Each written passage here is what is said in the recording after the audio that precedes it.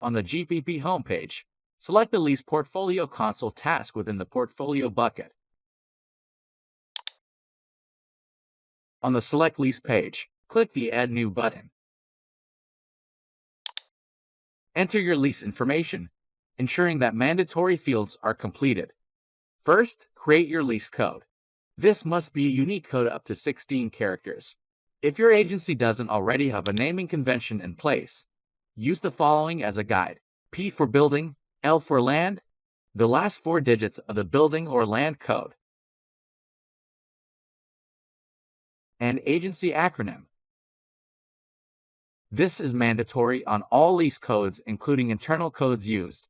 To search for the building or land record you require, click on the ellipsis icon that appears when you hover over the building or land code fields. Find your building or land record in the list, then click on the corresponding building or land code. If the building or land record you require for your new lease does not appear when using the lookup function, it will need to be created.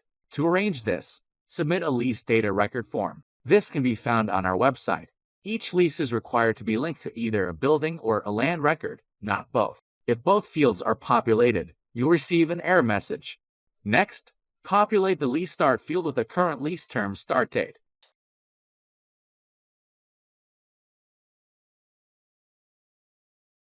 In the lease expiry field, enter the current lease terms and date.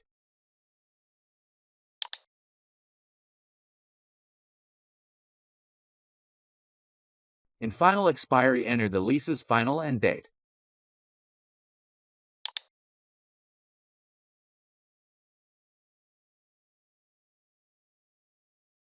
The agency field should automatically populate with the acronym for your agency. Before saving your lease, select your lease type by clicking on the drop-down menu. If the sublease option is selected, then you must populate the parent lease field in order to save the record. Ensure the parent lease code selected is the correct lease for the sublease you are creating. This completes the mandatory fields. If further information is available, such as lease term or renewal frequency, complete the corresponding fields. We recommend completing as many fields as possible to ensure that your lease information is complete and accurate. Once your lease information is complete, click Save to save the record.